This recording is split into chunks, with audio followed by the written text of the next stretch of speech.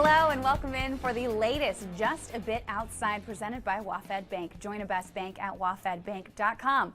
I'm Michelle Ludtka and we've got a great show for you this week, including a one-on-one with the legendary Mayne. But to start things off, let's have our experts weigh in on this week's hot topics from the sidelines. Joining us now is Levine, former Seahawks wide receiver and Super Bowl 48 champion Bryan and former UW tailback and Talking Huskies analyst Hollimon. Guys, thanks so much for joining us today to give us your hot takes from the sidelines. Thanks for having us. This is great. Let's dive right in. And, to go along with your theme, Terry, I see the Huskies on your sweatshirt. We got to talk about college football. Right now, we should be watching back-to-back bowl games. There's quite a few less than normal years this year, as there aren't very many teams that really wanted to participate in bowl games this year. Only 56 of the 127 teams that played football this year decided to go on to a bowl game. That's about 20 less than what we saw in 2019. What do you think about this? Is this a reflection kind of changing times? Do you think this is a one-off just for 2020 with COVID? Is this a reflection of how they feel about the 2020 season? Your thoughts? I think it's just really a reflection of 2020 as a whole. Like, everything else has been screwed up. Why not us end it in a screwed up kind of way, right? We screw up the bowl season. We screwed up the regular season. I mean, at the end of the day, the players' safety and the players' health is paramount. It's the number one concern for everybody involved. And I think we're in a situation right now across the country where the pandemic is just unsustainable. It's uncontrollable. So, and that's just even just in the public and the private sector. So I think they're doing the responsible thing, a lot of these schools, and putting on a good public image for the rest of the world to see and say, hey, listen, we're going to take our players and our coaching staff, their safety and health, and put that at the forefront, and then just stay home. Wait till next year, 2021. We're so close. I agree. We're so close. I agree with that. I just think 2020 has been so crazy. And I'm actually surprised it's not more teams. It's only 20 less than last year. That's kind of a shocking number to me. But if you just look at the protocols these teams had to go through and just how to keep these kids on the field, I mean, you're asking for these college students to only have contact with your roommates and your football team, avoiding all family, everything. Those are your high risk exposures that you're allowed to see. And you're relying on these, college students to do that. And I just don't think that's very, it's possible. I mean, they have so much going on. It's not like the NFL where you could pay these guys to, they're getting paychecks like crazy. And, the NFL can kind of keep track. They're with families. Then you're going into the facility and there's a lot more resources there. But to ask these college kids, some redshirting, some aren't even playing, to follow these strict protocols. Once you're out of that championship hunt, I think it's time to cut it off and let them kind of do their thing. I completely agree, Bryan. And as college football fans, are we really missing all the bowls this year? I mean, yeah, there are some being played, but really there are three reasons people are watching these bowl games right now. You're either a fan or an alum of the university that's playing. You're incredibly bored with nothing else to do, or you're a compulsive gambler that has money on the line. I mean, I'm actually more proud of these schools that decided not to play this year. And these kids have been through hell, the last few months. As Bryan was mentioned, they haven't seen family. They've made sacrifices. Let them recover. Let them have a life. Because at the end of the day, I mean, is it really worth playing in the Union Home Mortgage Gasparilla Bowl, or letting these kids have some extra time to sleep in for the first time in months? Moving right along, guys. Hot topic number 2. Obviously, it's the end of 2020. What a weird year it has been. But the one thing that is normal is kind of the year in review. You get that in all different categories, all different sectors. And in the last week, there's been a lot of sports ones put out specifically by The Athletic and Sports Illustrated. Now, why I'm bringing this up is I want your take. Because, I mean, anyone, I think, who tried to compete this year did an amazing job just to get on their respective field. But those two publications in particular left out very key moments in women's sports. The National Women's Soccer League being the first pro team sport in the United States to make it back to competing in 2020. The Seattle Storm winning another WNBA championship. Your guys' thoughts on these big name publications excluding major events like that? Do you think it was an oversight? Do you think that's a sign of the times?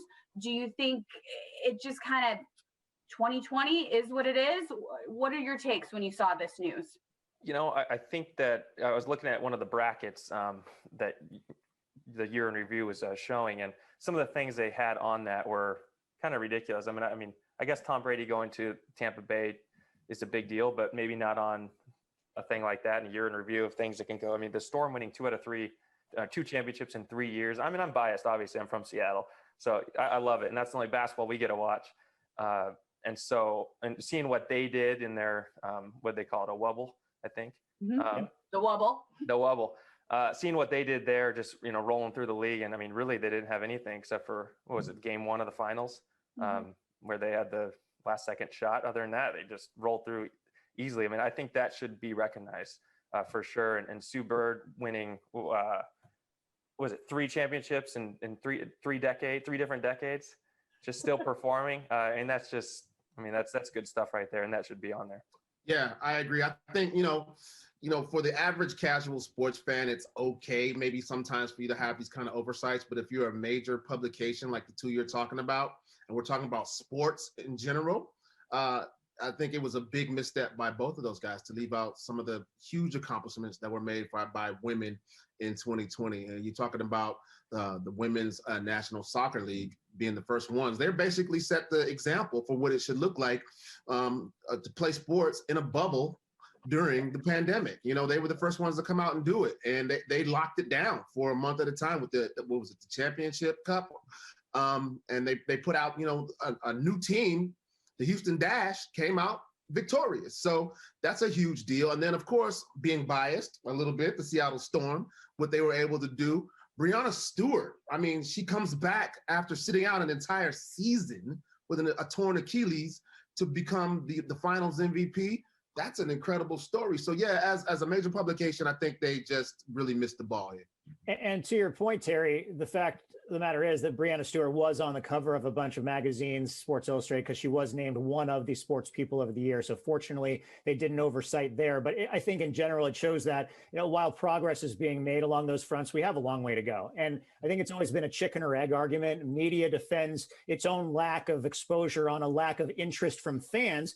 But then the sports themselves say the uphill battle is that they don't get enough coverage from the media. So we have this circular battle going on with less progress than we'd like to see. And the bottom line is, at least to me, is the sacrifices that female athletes have to make to become world-class athletes in their sports are just as big, if not more, than male athletes. And the recognition they receive is really insufficient at this point. I think the blame can kind of be distributed among the media, the fans who don't give women's athletics its proper chance to kind of pique their interest, and ultimately the revenue and the sponsorships that are significantly lower than what we see at the male level. But to your point, Michelle, I think it's just one of those, another shake your head moment at mainstream media like this, ignoring or omitting some of these really great moments this year. On a lighter note, Bryan, you mentioned Tom Brady. That seems like a different lifetime ago, him going to Tampa Bay. I'm so much stuff has happened really since has. then. It's wild. So crazy. So crazy. Well, it is the season of holiday cheer, festival lights, all that fun stuff. We've got Christmas this week. Hanukkah was a few weeks ago. So this last one is probably going to be one of the most serious and important topics that we ever discuss here on Just a Bit Outside. I need to know what you think is the best holiday movie. Okay, I'm hoping this isn't one of those many conversations that devolves into whether Die Hard is a Christmas movie or not. It could go there. It absolutely is. So it absolutely I'll let you guys go first. By the way, it is, but go ahead. I think it is too. At least the first one. I don't know. Are the second and third and all those other ones? No. But is that unanimous? We all agree that at least the first Die Hard is a Christmas movie? Yes. Yes. Yeah. Absolutely. I made my family gather around the TV last Christmas to watch it, just to prove that point. So yes, it is absolutely a Christmas movie. You know what else is a Christmas movie that you might not think is a Christmas movie? Trading Places. Eddie Murphy and Dan Aykroyd. That movie took place during Christmas. I don't know if you remember Dan Aykroyd walking around the streets of Philadelphia drunken with a beard and eating salmon with the Santa Claus suit on. I think it was Philadelphia. Was it Philadelphia or New York? Either one. I'm pretty sure he pulled the salmon out of his pocket. Am I right? Yeah. Absolutely. That he stole from a Christmas party. So Terry, is Trading Places your favorite Christmas movie then? I think it could be. It was close. To me, it was a toss-up between Trading Places and Rudolph the Red-Nosed Reindeer. Like the claymation, it kills me. That's a classic. Yeah. For sure, classic. I got to go Christmas Vacation, though. I got to go with my guy, Clark Griswold. Just the ultimate. I mean, I think I've probably watched it between 5 to 10 times every Christmas season. It's already been on the TV 3 or 4 times this year, 5 times maybe. That thing is, I love that movie. You can't beat that. I'll go with Home Alone because I must have watched that movie at least 5 times the year that it came out alone. Yeah. Still so much fun to watch. And who doesn't want to be Kevin McAllister with the creative ways of protecting his house against a burglar. I'm a fan of that board game Mousetrap. I don't know if everybody remembers that, but that kind of reminds me of what the map of the house that he drew reminded me of. My biggest regret, though, in that movie is the thing that gets overlooked the most, I would think, is he only had time to prepare, and then he also had time to prepare his mac and cheese for dinner. And he's literally just about to have his first bite to eat of dinner, and that's when the burglars show up. So I hope he got something to eat that Something night. to eat the whole holiday. Hey, Aaron, what are your thoughts on Home Alone 3?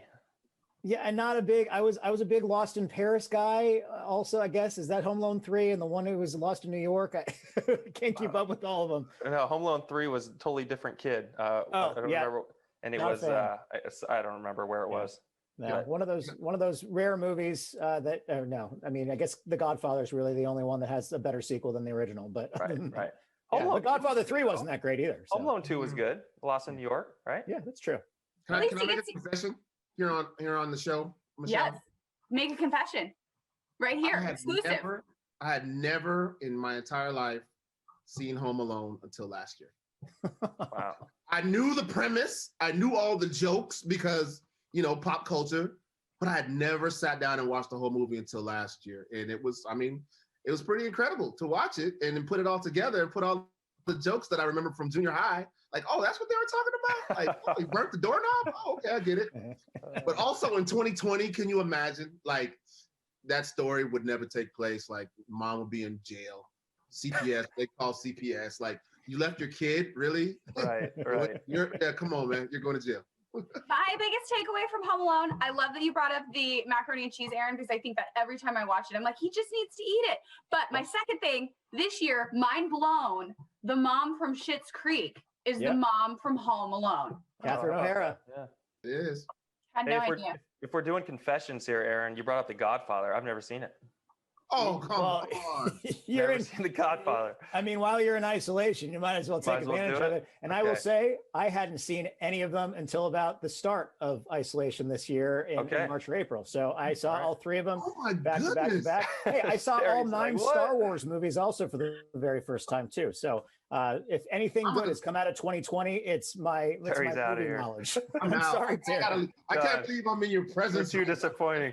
On that note, Bryan, I'm with you. I've never seen The Godfather. Guys, don't hate me. I saw Die Hard for the first time last Christmas. But regardless, we all agree it's a Christmas movie. Enjoy all the movies this holiday. I hope you guys all have a wonderful Christmas. Thanks so much for taking the time. You guys have to come back. We'll do this again. And we'll dive into full pop culture. Forget the sports for a week. We're going to do full pop culture. You guys in again? Yeah? Oh, yeah, for sure. Michelle, this is a lot easier than the last time we got together. I'll tell you that much. Aaron can't play though. Like, if we got to do trivia stuff, Aaron's not allowed. Okay. Agree. No trivia because Aaron's the master. If you don't know what Bryan's talking about, I made him do aerial yoga. Look it up on Q13fox.com. You won't be disappointed. Guys, gotta wrap it up. Thanks so much. We'll do it again sometime soon. Well, he's been a staple on ESPN since the 90s after getting his start in TV right here in Seattle. Of course, I'm talking about the fabulous and always entertaining Kenny Mayne. I caught up with the Kent native earlier this week, and our conversation was just so amazing that I'm breaking it up into 2 parts so that you get to hear all of it. We talked some of his favorite TV moments, his brief stint with the Seahawks, and so much more. During a normal year, I feel like I usually run into you, once or twice a season on the Seahawks sidelines. That's obviously not the case this year. But I want to bring up the Seahawks because, everyone knows you're a Seattle guy. But I don't know if a lot of people know that there was a second where, you were almost suiting up for the Seahawks. Well, long story short, or long story longer, I should say, I went to Thomas Jefferson High School in the Federal Way School District. I walked on at Washington, and then I walked off. I thought I was the best freshman, but I wasn't getting the look I thought I was going to get because I was a walk-on. And so I went to Wenatchee Junior College, and from there I went to Las Vegas, UNLV. And I was just second string in college. I also ruined my ankle there, which we'll get to when we talk about Run Freely. And the kid who played ahead of me, named Sam King, still friends all these years later, he led the nation in passing yards our senior year. I was second string to him. And the Seahawks had offered him to come up for a free agent deal, but he turned it down. He was going to go to Canada and look at some other things. And so my coach, Tony Knapp, called them and said, hey, if you like Sam, you'll like the guy that played behind him. He just didn't play as much, but he can throw the same as him. And so I went up and I threw for my tryout. This is the old Seahawks headquarters, their original one on Lake Washington, which is now Carillon Point. There's a hotel and a bunch of restaurants and a post office and whatnot. I show up for my throwing, and they're looking around for somebody to run routes. I mean, people don't know how scattered some of those tryouts are. Like, all right, who's in there? Hey, run out there with this guy. Steve Largent comes walking out. So for my tryout, I'm throwing to Steve Largent, which helped. He was catching the ball off his shoes and everything else. So I ended up signing a contract and worked out with the team for a few weeks in Kirkland. Then it came time to go to Cheney, where they used to hold the training camps. And I literally got cut on day one. Like the morning of first day of practice, I think I'm ready to play, or at least, stay long enough to get picked up by a USFL team or something. And I failed the physical because they put me on this machine to test my strength of my bad leg. If I had known, I would have cheated. I would have gone hard on my bad leg and easy on my good leg, and the numbers would have looked the same. But they were way off. The discrepancy was too much. And so since I was sort of a marginal guy going in, they weren't going to risk, like, why do we can get somebody else to fill out the lines for, 2 days. But I never got to play again. I tried for a couple places and didn't give up on it for a couple years. But in the meantime, I had a job at Channel 11 where I was kind of I guess I was like a production assistant. They didn't call it that. My first job was to pull the script pages apart. So this is so long ago. Everybody's on computers now. But back in the day, people were typing their stories, if people know what typing means, like literally on an old-fashioned typewriter. Not all of them were even electric. Some were like manual typewriters, right? And these people, Charlie Johnson and Wendy Mann, and all these people were typing out their stories. And my job was to take them and pull them apart and give the green one to the director and the yellow one to the teleprompter, and so forth. So I started at the bottom, listen to the fire scanner, letting the producer know there's a 2-alarm fire, we need to go send a camera, all that type of stuff. And that was 1982. That was a long time ago. Well, as someone who got their start in television, being the person who pulls the cables behind the cameras on the sidelines, mad respect. I totally get it. There's aspects of TV that don't exist anymore, and you're like, well, I did it. I remember my first week on the job, they had me just kind of like, like almost like I was an intern, like, here's how we do this and that. And we were doing a live shot from a Mariners game. Tracy Berry was the anchor at the time. The biggest thing I learned on day one, never learned this in college, was how to wrap cable. Yeah. Like the over-under. Because otherwise, like, people always have garden hose that's just kind of like sitting on the side of their house. But there's a way to wrap it and turn it into a nice little ball that, or a circle rather. And yeah, I might have forgotten some of those skills, but no. And it's funny because now I'm glad I went through all that. I did that kind of job for a couple of years. Then I was a temporary producer. Then I was the writer for the national news for Charlie and Wendy.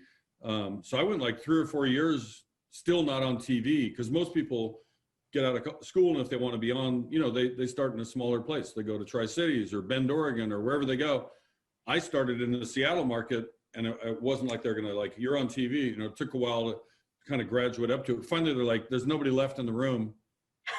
There's a hiring freeze. Let's have this guy, see if he can do it.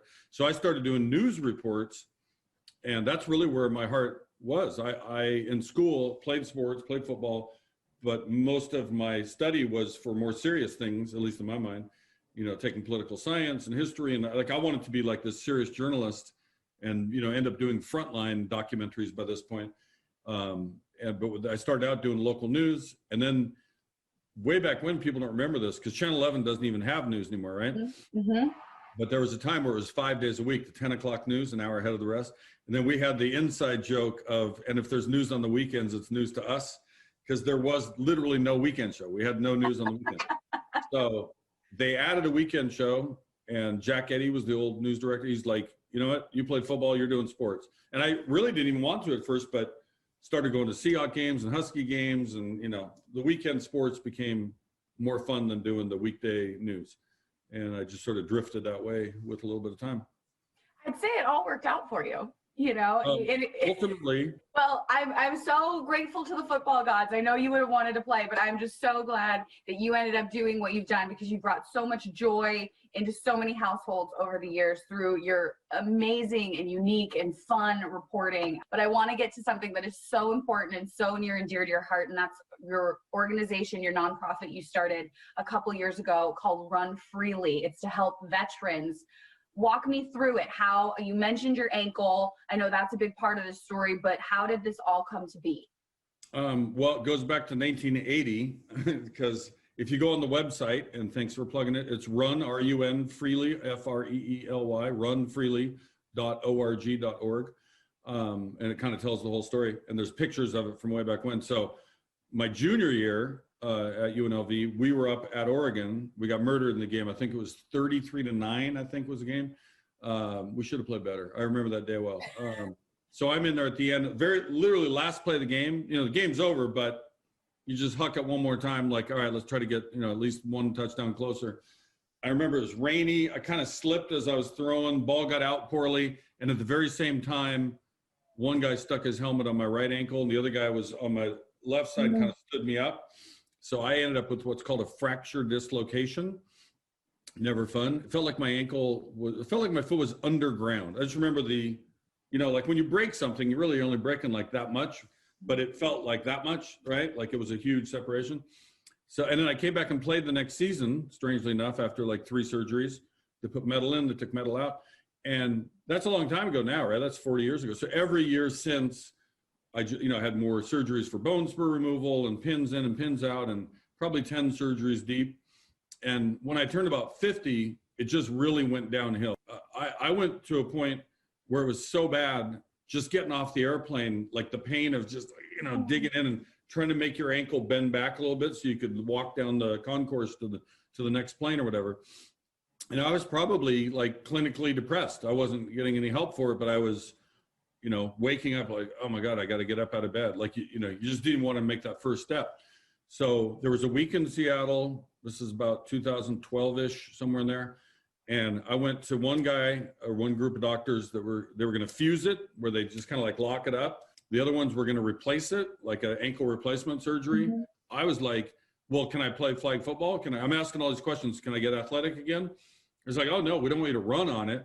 I'm like, well, why would I get a surgery to not run when I can already not, yeah. Mm-hmm. So that was out. And the third was the Harbor View for amputating it and just giving up.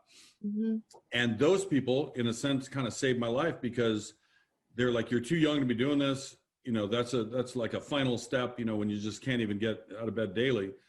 And they steered me, hey, get a brace, get some better PT on it.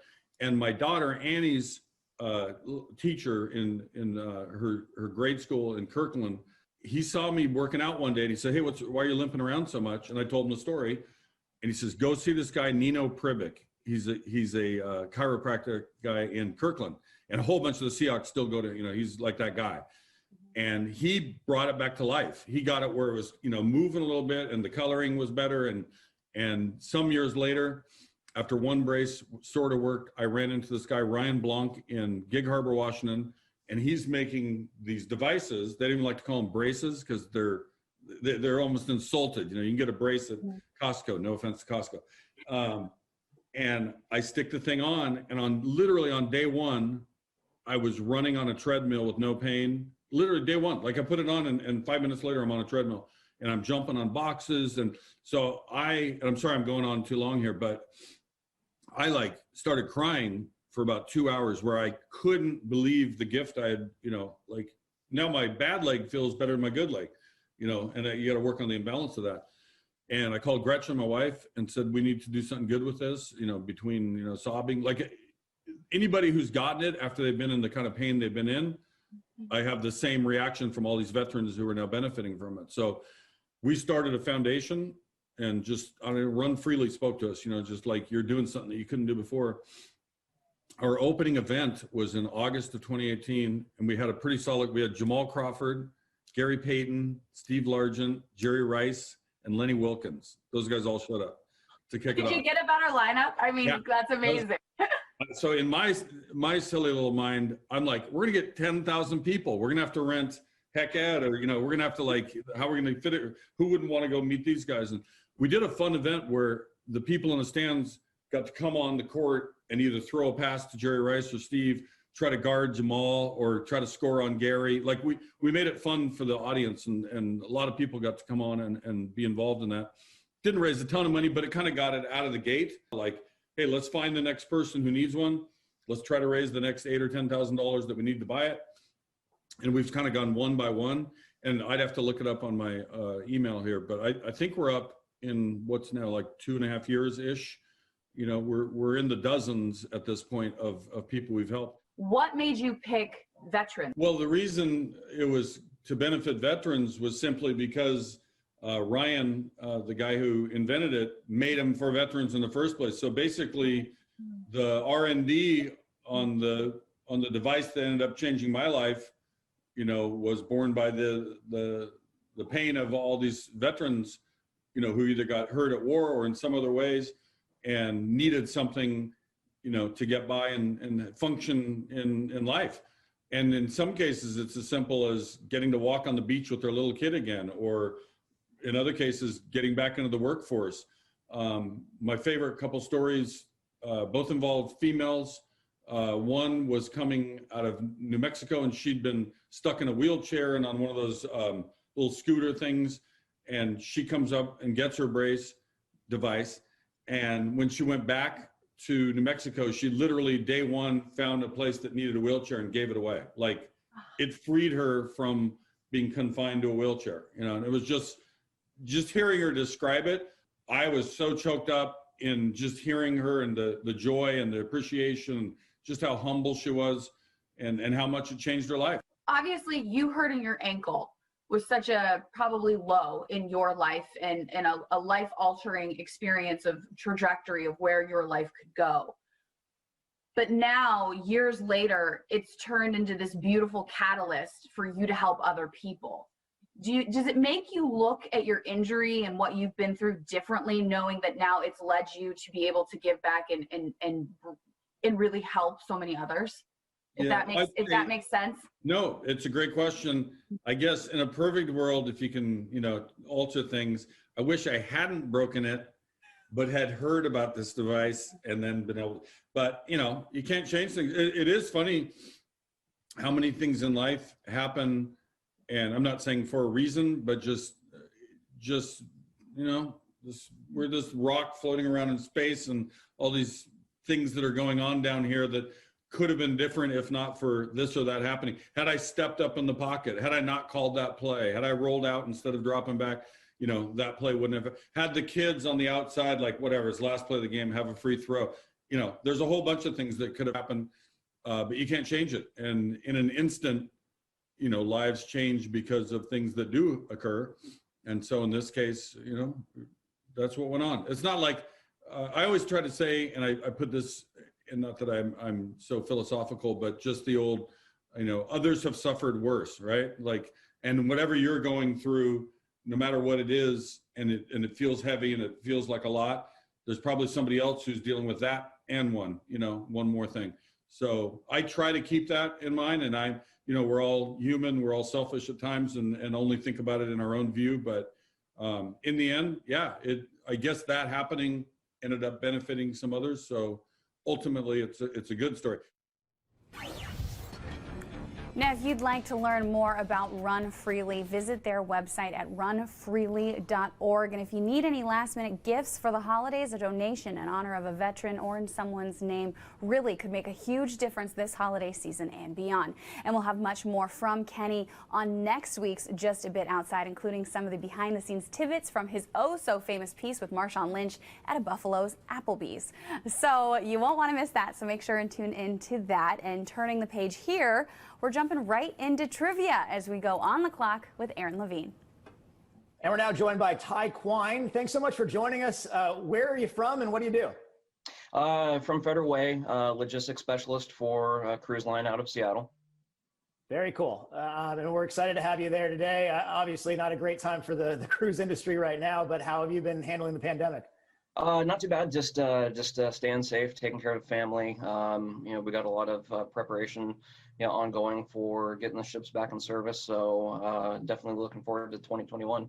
Yeah, fingers crossed sooner rather than later that everything gets up and moving. Here's how this works today. Each of us has a minute to answer as many questions as possible. You're playing for a $100 gift card to Daniel's Broiler, but you have to beat me outright to win. A tie goes to the house. I also want to mention that these trivia questions are provided by our friends at The Fish, Jeff Aaron's Fame Trivia USA. Be sure to check them out at Fame Trivia USA on Facebook. Ty, I'm going to give you the honors. I'm taking my earphones out. I'm putting new headphones in with a little bit of Usher today. I don't know if you can hear this. Oh, there you go. I'll put that in. Jessamine McIntyre is standing by, so Jessamine, take it away. Okay, Ty, are you ready for this trivia challenge? Let's hope so. Okay, here we go. You are officially on the clock. Which of Seattle's famous bands performed the TV theme song for the Drew Carey Show? Presidents of the United States of America. Which U.S. state is the home to the largest elk herd found anywhere, not just in the USA, but in the world? Alaska. What current NFL owns the world record for loudest roar at a stadium of 142.2 decibels? Kansas City Arrowhead Stadium. Most remember him as Ocho Cinco, a wide receiver in the NFL. What is his real name? Chad Johnson. What two presidential candidates held the first televised debate? Kennedy Nixon. What two former presidents and signers of the Declaration of Independence died on July 4th, 1826, 50 years after they signed that declaration? Thomas Jefferson and John Adams. What is the official flower of Washington State? Pass. Okay, that will be your final answer. You did very well, Ty. Okay, I think I'm good to go. All right, you've got a contender here, Aaron. I bet I do. Resetting our stopwatch, and Aaron, you are officially on the clock. Which of Seattle's famous bands performed the TV theme song for the Drew Carey Show? Oh, I knew this. I don't. Soundgarden. Which U.S. state is home to the largest elk herd found anywhere, not just in the USA, but in Presidents of the United States. I'm going to go back. Go ahead. Presidents of the United States. Go ahead. No, that doesn't count. Which U.S. state is home to the largest elk herd found anywhere, not just in the USA, but in the world? Pass. What current NFL owns the current record for loudest roar at a stadium, 142.2 Kansas decibels? City. Most remember him as Ocho Cinco, a wide receiver in the NFL. What is his real name? Chad Johnson. What two presidential candidates held the first televised debate? Nixon and Kennedy. What two former presidents and signers of the Declaration of Independence died on July 4th, 1826, Adams 50 and years? Jefferson. What is the official flower of Washington State? Pass. What famous 1960s rock star was born and raised in Seattle? 60s rock star, Jimi Hendrix. Okay, Aaron, I believe that we have a tie. You got one more question in. Man. And I think that you should get debunked because you cheated and went back. I did not give you that answer. Come on. Okay, so we have a tie. I am still unbeaten on this show, fortunately, but Ty, because you were able to tie me today and in the holiday spirit, I'm going to give you the $100 gift card to Daniel's Broiler. Thanks so much for taking part, and shout out to everybody in Federal Way. I appreciate it. Thank you. Thanks a lot for taking part, and go Mariners. Go Mariners.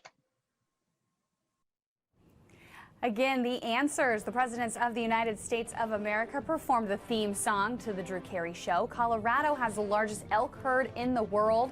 The Chiefs own the current world record for loudest roar. Chad Johnson is Ocho Cinco, and Alexander Hamilton was the former Secretary of the Treasury and the subject of the Broadway musical. The first televised presidential debate was between Kennedy and Nixon. John Adams and Thomas Jefferson died on the same day. The rhododendron is the official flower of Washington State, and Jimi Hendrix was the 60s rock star born in Seattle. Wow.